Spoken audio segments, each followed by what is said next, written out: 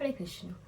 আজকে আমি অধ্যয়ন করব শ্রীমদ্ ভগবদ গীতা যথাযথ প্রথম অধ্যায় বিষাদ যোগ। ওম নমো ভগবতে বাসুদেবায়। ওম নমো ভগবতে বাসুদেবায়। ওম নমো ভগবতে বাসুদেবায়।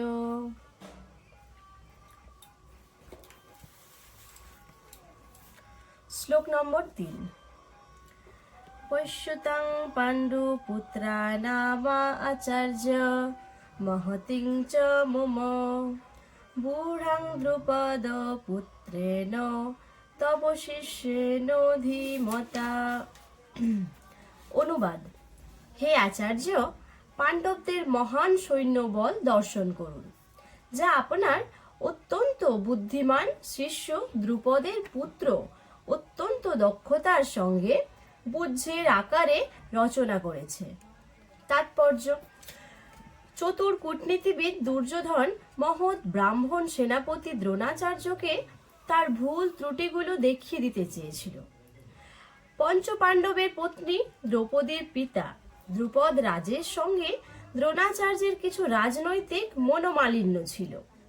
এই মনোমালিন্যের কারণে দ্রুপদ এক যজ্ঞের অনুষ্ঠান করেন এবং সেই যজ্ঞের ফলে বর প্রাপ্ত হন যে তিনি দ্রোণাচার্যকে হত্যা করতে সক্ষম এক পুত্র লাভ করবেন।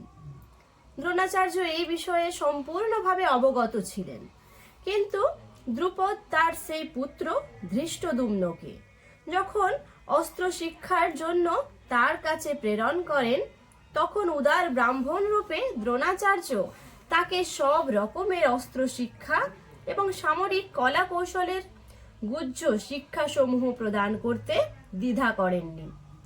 এখন কুরুক্ষেত্রের যুদ্ধক্ষেত্রে ধৃষ্টদ্যুম্ন পাণ্ডবদের পক্ষে যোগদান করে তাদের সৈন্যবুজ্জ রচনা করেছেন, যে কৌশল তিনি দ্রোণাচার্যের কাছ থেকেই প্রাপ্ত হয়েছিলেন।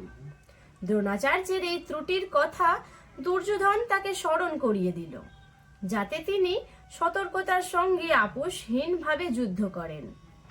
এর মাধ্যমে সে এটিও মনে করিয়ে দিল যে তিনি তার প্রিয় শিষ্য পাণ্ডবদের বিরুদ্ধে যুদ্ধ করতে যেন কোনো রকম কোমলতা প্রদর্শন না করেন। বিশেষত অর্জুন ছিলেন তার সবচেয়ে প্রিয় ও মেধাবী শিষ্য। দুর্যোধন আরো সতর্ক করে দিতে চেয়েছিল যে এই ধরনের কোমলতার ফলে যুদ্ধে অবধারিতভাবে পরাজয় হবে। হরে কৃষ্ণ।